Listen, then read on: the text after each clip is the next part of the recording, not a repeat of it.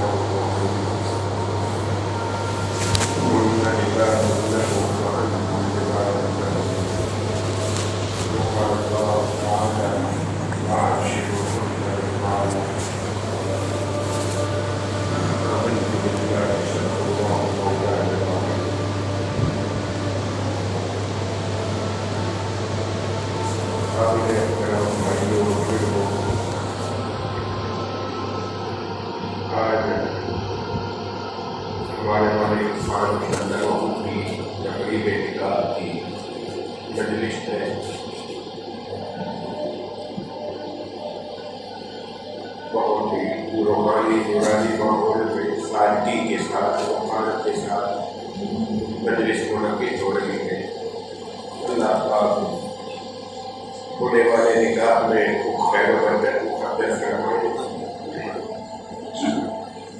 جانبین کو آپس میں ایک دوسرے کے حقوق کی ادائیگی کی توفیق عطا فرمائے۔ عزیز مولوی عرفان سلمہ کو مبارکباد بھی پیش کرتا ہوں، شکر گزار بھی ہوں۔ انہی کے طفیل آپ حضرات سے گفتگو کرنے اور ملاقات کرنے کا یہ موقع فراہم ہوا۔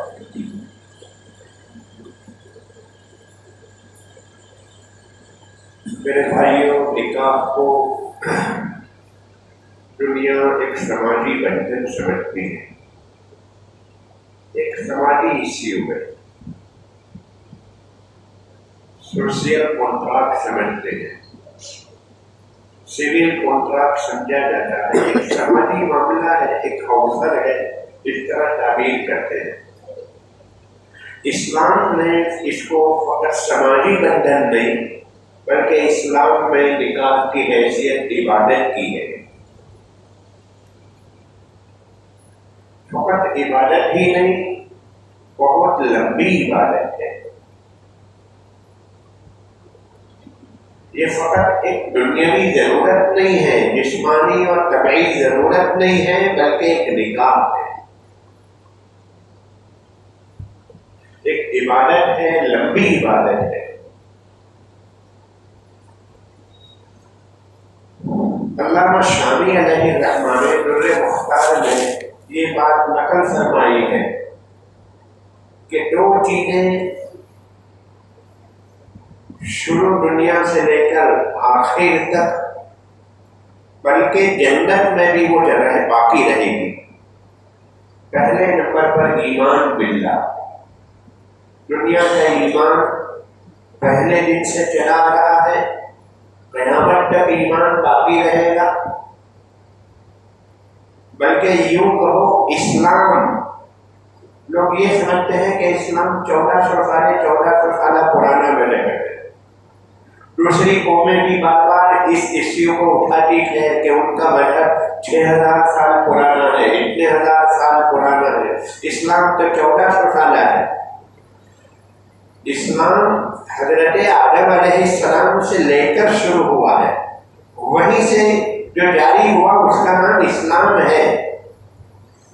شریعت احکام بدلتے رہے، ایمانیات تو وہی رہی، ایمانیات وہی ہے، اللہ پر ایمان، رسولوں پر ایمان، نبیوں پر ایمان، کتابوں پر ایمان، قیامت پر ایمان، تقدیر پر ایمان، بعد موت، یہ سب کی سب ایمانیات پہلے سے چلی آ رہی۔ تو ایمانیات اور اسلام پہلے دن سے چلا آ رہا ہے۔ جتنا پرانا انسان اتنا پرانا اسلام۔ دوسری چیز نکاح، نکاح کا رشتہ بھی پہلے دن سے چلا آ رہا ہے، قیامت تک چلتا رہے گا اور جنت میں بھی باقی رہے گا۔ جنت میں لوگ جوڑے جوڑے، کپل کپل رہیں گے، بھائی اپنا کپل، اپنا رشتہ، اپنی فیملی، بہن اپنی فیملی، ماں باپ اپنی فیملی، ہر کپل وہاں ملاقاتیں ہوا کرے گی، لیکن معاملہ رہے گا کپل جوڑوں کا، تو یہ جوڑے وہاں بھی باقی رہیں گے۔ نکاح ملت اسلامیہ کی سنت ہے، سارے انبیاء علیہ السلام نے نکاح کیے۔ وَلَقَدْ أَرْسَلْنَا رُسُلًا مِّن قَبْلِكَ وَجَعَلْنَا لَهُمْ أَزْوَاجًا وَذُرِّيَّةً، ہر ایک کو ہم نے بیویاں دی، ہر ایک کی اولاد ہوئی، سوائے 2 نبی کے سارے انبیاء علیہ السلام نے نکاح کیے ہیں۔ ایک حضرت یحییٰ علیہ السلام، وہ اللہ کی یاد میں، عبادات میں اتنے مشغول رہنے والے تھے، لہذا انہوں نے دوری اختیار کی، کوئی عیب نہیں تھا ان میں، اپنی مصروفیات انہمام کی وجہ سے انہوں نے دوری اختیار کی۔ اور حضرت عیسیٰ علیہ السلام، انہوں نے نکاح نہیں کیے، آسمانوں کے اوپر زندہ اٹھا دیے گئے، اور قیامت سے پہلے پہلے حضرت عیسیٰ علیہ السلام دنیا میں تشریف لائیں گے، نزول ہوگا آپ کا، پھر نکاح فرمائیں گے، آپ کی اولاد بھی ہوگی۔ میں یہ بتلانا چاہتا ہوں کہ یہ ملت اسلامیہ کی سنت ہے۔ دنیا کا فلسفہ نکاح الگ ہے، ہمارا فلسفہ نکاح الگ ہے۔ دنیا اس کو ایک سماجی معاملہ سمجھتی ہے، سوشل کنٹریکٹ سمجھتی ہے۔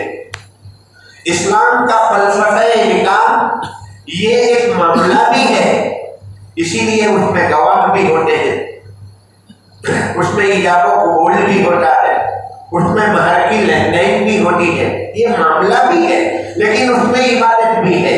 اسی لیے مسجد میں نکاح ہو رہا ہے، خطبہ ہوگا، آیات پڑھی جائے گی، حدیثیں پڑھی جائے گی، مسجد کے اندر نکاح کا ہونا یہ دلیل ہے اس بات کی کہ یہ عبادت ہے، اس میں عبادت کی شان بھی ہے۔ لیکن اس کا عبادت کی شان والا جو پہلو ہے وہ دب چکا ہے، مغلوب ہو چکا ہے۔ بہت کم لوگ یہ تصور لے کر آتے ہیں کہ ہم عبادت میں جا رہے ہیں، یہ سمجھتے ہیں ہم ایک سماجی معاملے میں جا رہے ہیں۔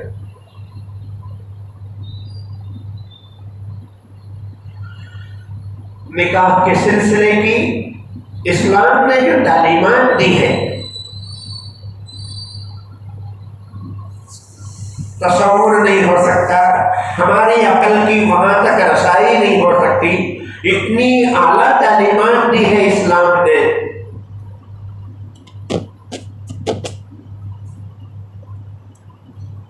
ہن لباس لکم وانتم لباس لہن، عورتیں مردوں کا لباس ہے، مرد عورتوں کے لباس ہے۔ یہ آیت شریفہ جو نازل ہوئی ہے وہ کسی اور پس منظر اور بیک گراؤنڈ میں نازل ہوئی۔ شروع میں رات کو نیند آ جانے کے بعد، رمضان کی راتوں میں آنکھ لگ گئی، نیند آ گئی، اب روزہ شروع، کھانا پینا، ہم بستری کرنا منع، حرام ہو جاتا ہے۔ اس مسئلے کو ختم کر کے، منسوخ کر کے، اس میں تبدیلی لانے کے لیے آگے دوسرا حکم بیان کرنا تھا کہ اب وہ حکم نہیں، اب صبح صادق تک کھا پی سکتے ہو، اب بستری کر سکتے ہو۔ یہ اعلان کرنے کے لیے شریعت نے جو تعبیر کی، جو جملہ اور جو کانسیپٹ دیا، جو تصور دیا، وہ یہ دیا کہ ہن لباس لکم وانتم لباس لہن۔ مرد عورت کے بغیر ادھورا ہے اور عورت مرد کے بغیر ادھوری ہے، دونوں میں ایک دوسرے کے اندر لازم ملزوم کا تعلق ہے، دونوں ایک دوسرے سے الگ نہیں ہو سکتے، تصور نہیں ہو سکتا۔ تعبیر فرمایا لباس لکم، عورت کا کیا مقام ہے، عورت کی پوزیشن کیا ہے، دنیا کے دوسرے مذہب اور دھرم نے کیا کیا کہا۔ کسی نے کہا برائیوں کا مجموعہ، کسی نے کہا گندگی، کسی نے کہا کہ یہ وہ فلاں، کسی نے کہا یہ شیطان ہے، کیا کیا چیزیں، کسی نے اس کو سانپ سے تعبیر کیا۔ اسلام نے بہترین تصور دیا کہ عورت تمہارا لباس ہے۔ دریا بپوزا ایک جملہ ہے لیکن اس کے اندر معانی کا ایک سمندر ہے، اس کی تشریح کرتے رہیے، تفسیر کرتے رہیے۔ قرآن مجید کی ایک ایک آیت کا یہ حال ہے، معانی کا سمندر ہوتا ہے۔ مفسرین لکھنے والے قیامت تک لکھتے رہیں گے، کوئی یہ نہیں کہہ سکتا کہ میں نے قرآن مجید کی آخری تفسیر لکھ دی، اب اس سے آگے کچھ نہیں۔ 70 80 90 جلدوں میں تفسیر ہے۔ ایک تفسیر کا تو تذکرہ ملتا ہے 1400 جلدوں کی تفسیر، 1400 والیوم میں تفسیر۔ وہ بھی یہ نہیں کہہ سکتے کہ میں نے قرآن مجید کی تفسیر کر ڈالی، قیامت تک اس میں سے نکلتا رہے گا۔ قرآن مجید کی کوئی بات عقل کے خلاف نہیں اور سائنس کے بھی خلاف نہیں۔ کچھ باتیں ایسی ضرور ہوگی جو سائنس کی رسائی عقل وہاں تک نہیں پہنچتی ہوگی، تو وہاں سائنس خاموش ہے، انکار نہیں کرتی۔ دنیا کو کس نے پیدا کیا، کیوں پیدا کیا، ہم کہاں سے آئے ہیں، کہاں ہمیں جانا ہے، یہ کچھ ایسی چیزیں ہیں کہ سائنس وہاں تک نہیں پہنچ سکتی، اس کی کیپیسٹی سے باہر کی بات ہے، اس کی باؤنڈری سے باہر کی چیز ہے۔ اس لیے وہ ان سوالوں کو تشریح کرتی سائنس، جواب تو کیا دیتی سائنس، ان سوالات کو، اس سبجیکٹ کو ٹچ بھی نہیں کرتی، وہ اس کے جوابات قرآن مجید کے اندر موجود ہیں۔ میرے بھائیوں، اللہ کرے کہ یہاں پر قرآن مجید کی تفسیر ہوتی ہو، درس قرآن ہوتا ہے، الحمدللہ، مبارک ہو، حاضری دیجیے، اس میں وقت لگائیے۔ میڈیا کو لگے رہیں گے تو میڈیا ہی ذہن بنے گا، قرآن اور حدیث کو سنیں گے تو قرآن اور حدیث والا ذہن بنے گا۔ آج ہمارا حال یہ ہے، منہ میرا کعبہ شریف کی طرف، مسجد میں نماز پڑھنے کے لیے آتے ہیں تو یہ نیت ہوتی ہے، لیکن باہر نکلتے ہیں تو منہ میرا موبائل شریف کی طرف۔ پوری دنیا کا حال یہ ہو چکا ہے، سب اسی پیر صاحب کے مرید ہیں، سب کے سب۔ نیکی کر دریا میں ڈال، اور یہاں نیکی کر واٹس ایپ میں ڈال۔ کوئی چھوٹی نیکی کرتا ہے اس کو واٹس ایپ میں دیتا ہے، ایک کی تقسیم کی تو اس کو واٹس ایپ میں لے آتا ہے۔ میرے بھائیوں، یہ اپنی نیکیوں کو ضائع کرنا ہے، اللہ کے لیے دیا ہے، اخلاص کے ساتھ نیکی ہوگی تو قبول، ورنہ برباد ہے۔ ان چیزوں کو اس کے اوپر مت لاؤ خدا کے واسطے۔ پوری کری کرائی نیکی شیطان ضائع کر دیتا ہے۔ میں یہ بات عرض کر رہا تھا کہ ہن لباس لکم، عورت کو لباس کا، عورت کو اتنا بڑا مقام دیا ہے، ایسا تصور اور کانسیپٹ دیا ہے، دنیا میں کوئی تہذیب، کوئی کلچر اتنا اونچا مقام عورت کو نہیں دے سکتا۔ دنیا چونکہ اپنے اپنے مذہب سے اپنا رشتہ ناطہ توڑ چکی ہے، دنیا میں جتنے مذہب، جتنے دھرم ہیں، اس کو ماننے والے اپنے دھرم اور مذہب سے رشتہ توڑ چکے ہیں۔ بس فقط ایک مسلمان ایسا دنیا میں ہے کہ وہ آج بھی مسجد میں، بازار میں، آفسوں میں، گھروں میں، اپنی تقریبات میں، اپنے اوسروں میں، جلسے جلوس میں، ہر جگہ اللہ اس سے ناراض ہوتے ہیں، اللہ اس سے خوش ہوتے ہیں، یہ حلال ہے، یہ حرام ہے، یہ منع ہے، قرآن نے اس کو منع۔ یہ سب چیزیں فقط مسلمانوں میں ہیں۔ دوسرے مذہب میں دھرم کیا چیز رہ گئی ہے؟ فقط تہوار، میلے ٹھیلے منانے کا نام مذہب۔ کچھ موٹی موٹی عبادتیں پوجا پاٹ کر لی، سنڈے منڈے کو چلے گئے عبادت کے لیے، پوجا پاٹ کے لیے، اسی کا نام رہ گیا ہے۔ ایک مسلمان کیسا ہے، اور یہ چیز ان کو کھٹکتی ہے، اسی لیے بار بار اسلام کے خلاف آوازیں اٹھائی جاتی ہیں۔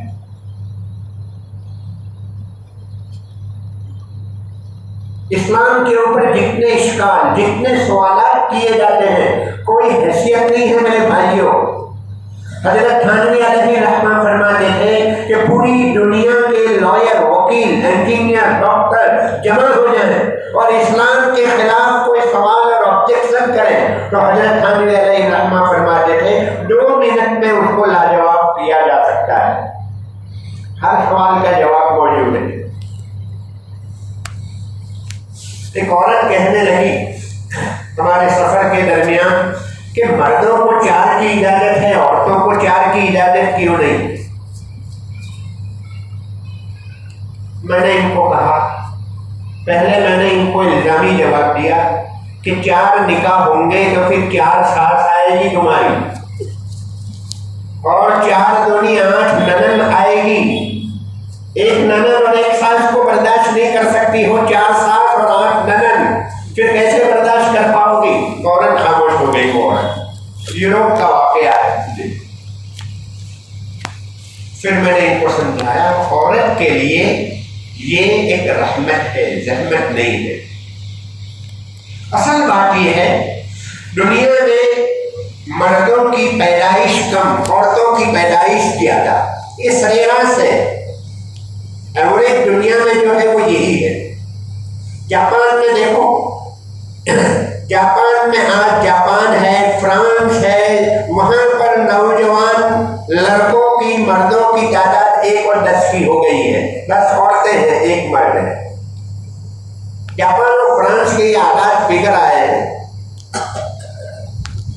مردوں کی تعداد کم ہے پیدائشی طور پر، شرح پیدائش ایوریج اس کی کم، عورتوں کی زیادہ۔ نمبر 2، موت میں مردوں کی تعداد زیادہ، عورتوں کی کم۔ ایکسیڈنٹ میں دیکھیے آپ پڑھیے، 12 آدمی کا انتقال ہوا تو کہیں گے کہ اس میں 9 مرد تھے، 3 ایک بچہ تھا، 2 عورتیں تھیں۔ اس طرح کے حالات ملیں گے آپ ایکسیڈنٹ کو اور دوسرے قسم کے حادثات کو، اس میں آپ کو زیادہ یہی ملے گا۔ اب جو عورتیں زیادہ بچ جائے گی ان کا کیا؟ 2 شکلیں ہیں، یا تو یہ عورتیں ایک مرد زیادہ شادیاں کریں اور ان کو سنبھالیں، ان کی کفالت کریں، ان کو اپنی نگرانی میں لے لیں، اور دوسرا ایک راستہ یہ ہے آپشن کہ وہ زیناکاری میں مبتلا ہو جائے، پبلک پراپرٹی بن جائے۔ 2 شکلیں ہیں۔ اب آپ بتائیے کیا کیا جائے؟ ان کو زنا کے حوالے کریں یا کہ ان کو مرد کے ساتھ جوڑ دیا جائے؟ کتنا اچھا فیصلہ ہے اسلام کا۔ آپ بتائیے، آپ کا بہنوئی 2 شکل ہے، آپ ان کو شادی کرنی ہے، دوسری آپ منع کریں گے تو وہ ناجائز تعلقات قائم کرے گا، یا تو جائز طریقے سے ان کو دوسرا نکاح کرنے دو، نہیں تو پھر بعد میں ناجائز طریقے سے وہ اپنی خواہش پوری کرے گا۔ 2 میں سے ایک شکل ہے۔ تو میرے بھائیوں، اسلام کے اوپر جو سوالات ہوتے ہیں وہ اپنے آپ کو ڈھانپنے کے لیے، چھپانے کے لیے، اس لیے کہ ان کا مذہب سے تعلق نہیں رہا، اور مسلمان بار بار مذہب کو بیچ میں لاتا ہے، تو وہ یہ چاہتے ہیں کہ مذہب کو بیچ میں مت لاؤ۔ مذہبی شخصیات کے سلسلے میں اتنی جذباتیت اور اتنا ایموشنل مت بنو۔ نبی کے بارے میں یہ کہہ دیا، کتاب کے بارے میں، قرآن کے بارے میں کسی نے یہ کہہ دیا تو تم ایموشنل مت بنو، جذباتی مت بنو، زیادہ فیل مت کرو۔ اب یہ قومیں یہ چاہتی، یہ ہونے سے رہا، ایسا نہیں ہو سکتا۔ مذہب، قرآن اور حدیث، اللہ اور رسول 1 نمبر پر، ہماری جان دوسرے نمبر پر۔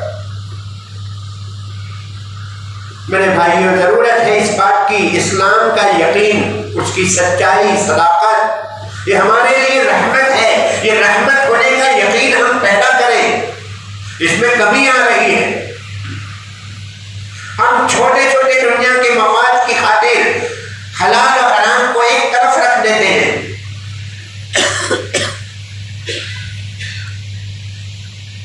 ہم کہیں پر بھی اللہ رسول کے بغیر، حلال و حرام کی تمیز کے بغیر، قرآن اور حدیث اور آخرت کے بغیر اپنا ایک قدم نہیں رکھ سکتے. اگر سکون چاہتے ہو، اللہ نے سکون اسی میں رکھا ہے، ورنہ پھر پریشان رہو. اللہ نے بہت پیارا مذہب عطا فرمایا ہے. یوں ہی دنیا اسلام نہیں قبول کر رہی ہے. فیفا کے حالات آپ دیکھتے ہوں گے، کتنے لوگ اسلام قبول کر رہے ہیں. اذان کی آوازوں کو سن کر، بینروں کو پڑھ کر، مسجد میں نمازوں کا حال دیکھ کر کتنے لوگ اسلام قبول کر رہے ہیں. کویت کے اندر، قطر کے اندر. یوروپ میں ہر سال 4-5 ہزار آدمی اسلام قبول کرتے ہیں. امریکہ کھنڈ میں ہر سال 15 سے 16 ہزار آدمی اسلام قبول کرتے ہیں. اللہ نے ہمیں بہت پیارا مذہب دیا ہے. میں ایک بات عرض کر رہا تھا کہ ہن لباس لکم، عورت لباس ہے. لباس کیوں فرمایا؟ لباس اصل میں سردی گرمی سے ہمارا حفاظت کا سامان ہے. لباس کے ذریعے سردی گرمی سے حفاظت ہوتی ہے. عورت کو لباس کہہ کر یہ بتلایا کہ مرد عورت کے لیے، عورت مرد کے لیے محافظ ہے. ان کی حفاظت کرنے والے، دونوں ایک دوسرے کی حفاظت کرتے ہیں. لباس ہمارے اندر کے عیوب کو چھپا لیتا ہے. مجھے اندر کہیں کوئی دھبا ہے، کہیں بدن کے اوپر کوئی کھور کھانپر ہے، کوئی ہڈی ٹوٹی ہوئی ہے، کوئی کیا ہے، اس طرح کی ساری چیزوں کو لباس چھپا لیتا ہے. تو یہ کہا کہ مرد عورت کے عیوب کو چھپائیں، عورت مرد کے عیوب کو چھپا لے. کوئی جھگڑا ہوا، اختلاف ہوا تو بہت جلدی کسی تیسرے کو مت لاؤ. اکثر ہوتا یہ ہے، چھوٹی سی کوئی بات ہوئی، لڑکی فوراً فون اٹھا کر اپنے ابا اما کو، اپنی بھائی بہنوں کو فون کر دیا، آج اس نے یوں کیا، ایسا ہوا. لڑکا بھی چھوٹی چھوٹی باتوں کو اٹھا کر اپنے ماں باپ کو، اپنے رشتہ داروں کو، بھائی بہنوں کو کہتا ہے. لڑکی کے ماں باپ کہتے ہیں کہ تو چلی آ کر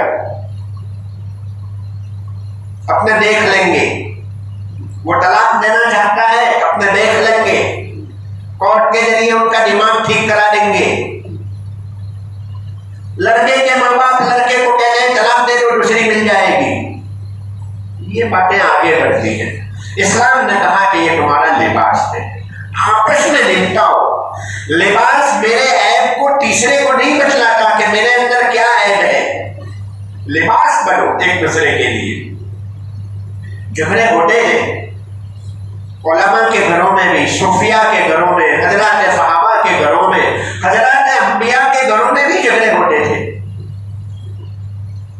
ایک مرتبہ ساری بیویوں نے، ازواج مطہرات 9 بیویاں، سب نے ایک اتفاق کیا اور زیادہ بھرن پوشن نان نفقے کا مطالبہ کیا کہ یا رسول اللہ، آمدنی بڑھ رہی ہے تو ہمارے بھرن پوشن میں، نان نفقے میں، مینٹیننس کے اندر بڑھوتری ہونی چاہیے.